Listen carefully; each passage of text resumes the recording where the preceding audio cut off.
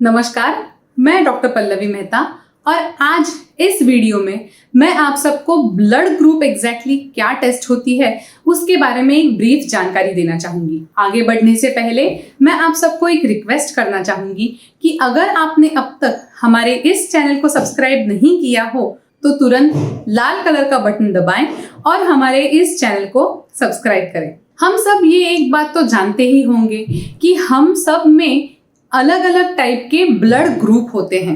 Blood group हमारे खून के अंदर होने वाले आरबीसीज यानी कि लाल पेशी के ऊपर किस प्रकार के प्रोटीन्स हैं या किस प्रकार के एंटीजेंस है उसके ऊपर ब्लड ग्रुप या फिर ब्लड टाइप निर्भर करता है।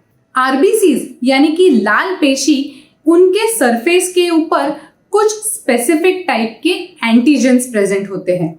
आमतौर पर दो एंटीजेंस ज्यादातर देखे जाते हैं, वो है ए एंटीजन या बी एंटीजन। ए और बी एंटीजेंस की तरह ही इन आरबीसीज के ऊपर एक स्पेसिफिक प्रोटीन मौजूद होता है।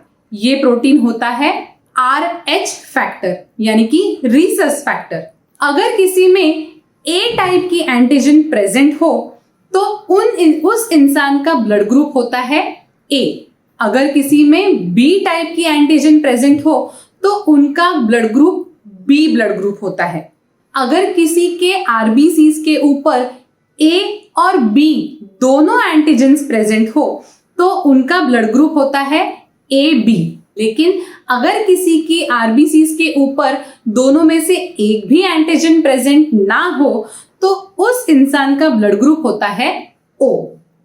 वैसे ही किसी के आरबीसीज के ऊपर RH फैक्टर प्रेजेंट या एब्सेंट होता है। अगर किसी के आरबीसीज के ऊपर RH फैक्टर प्रेजेंट हो तो उनका ब्लड ग्रुप होता है RH पॉजिटिव। और अगर किसी के आरबीसीज के ऊपर RH फैक्टर्स प्रेजेंट ना हो यानी कि एब्सेंट हो तो उनका ब्लड ग्रुप होता है RH नेगेटिव। जैसे हमारे शरीर में ये ए या बी एंटीजेंस प्रेजेंट होते हैं, वैसे ही हमारे शरीर में ना होने वाले एंटीजन के अगेंस्ट एंटीबॉडीज भी प्रेजेंट होती हैं। तो अगर कहा जाए तो किसी के शरीर में यानी कि किसी के आरबीसीज के ऊपर ए एंटीजन प्रेजेंट हो तो उस इंसान के खून में बी एंटीजन के खिलाफ बी एंटीबॉडीज प्रेजेंट होंगी। वैसे ही अगर किसी की आरबीसीज पे बी एंटीजन प्रेजेंट हो तो उनके शरीर में ए एंटीजन के खिलाफ यानी कि ए एंटीबॉडीज प्रेजेंट होंगी। लाइकवाइज अगर किसी का ब्लड ग्रुप ए बी हो तो उसका मतलब होता है उनके आरबीसीज के ऊपर ए और बी एंटीजन दोनों मौजूद है।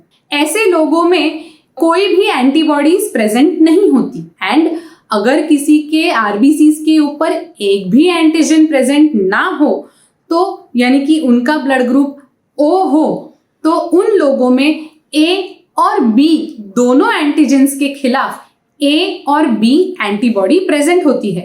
As oppose to A and B antibodies हमारे शरीर में RH की एंटीबॉडी नेचुरली प्रेजेंट नहीं होती। अगर किसी के खून के साथ ऑपोजिट खून या ऑपोजिट रीसस कंपैटिबिलिटी वाली अगर खून आ जाए, एक बार मिक्स हो जाए तो उनके शरीर में RH के अगेंस्ट एंटीबॉडी डेवलप हो सकती है।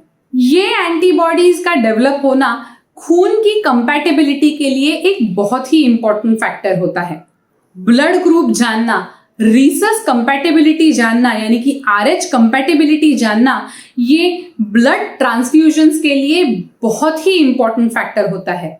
अगर किसी में ब्लड कंपैटिबिलिटी जाने बगैर ब्लड ट्रांसफ्यूज किया जाए यानी कि ब्लड चढ़ाया जाए तो उस इंसान में उस खून के इनकम्पैटिबिलिटी की वजह से कोई जानलेवा रिएक्शन भी आ सकती है।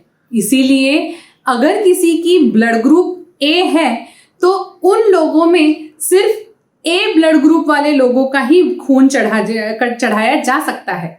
इसके अलावा अगर किसी की ब्लड ग्रुप बी है तो उन लोगों में बी ब्लड ग्रुप वाले लोगों का ही खून चढ़ाया जा सकता है। Blood group O usually universal donor माना जाता है। अब इन आरबीसीज के ऊपर एक भी एंटीजन प्रेजेंट ना होने की वजह से ये आरबीसीज किसी के भी शरीर में जाके कंपैटिबिलिटी पैदा कर सकती है, क्योंकि इन आरबीसीज के अगेंस्ट यूजुअली सामने वाले की खून में एंटीबॉडीज डेवलप नहीं हो पाती।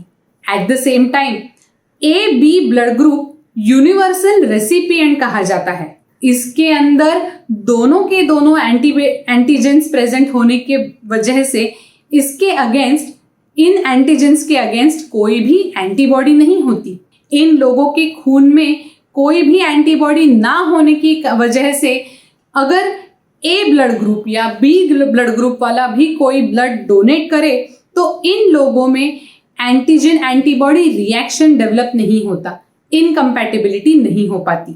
RH फैक्टर की प्रेजेंस या एब्सेंस जानना एक न्यूबॉर्न बेबी में बहुत जरूरी हो जाता है। ज्यादातर अगर कोई माँ RH नेगेटिव हो और बच्चा RH पॉजिटिव हो तो उस माँ के शरीर में RH पॉजिटिव फैक्टर के लिए एंटीबॉडीज पैदा हो सकती है। आगे चल के उस माँ में अगर वापस से कोई RH पॉजिटिव बेबी आ जाए तो ये बच्चा सरवाइव नहीं कर सकता। इसीलिए एक बच्चे का RH फैक्टर जानना बहुत जरूरी हो जाता है। ये एक रेगुलर ब्लड टेस्ट होता है।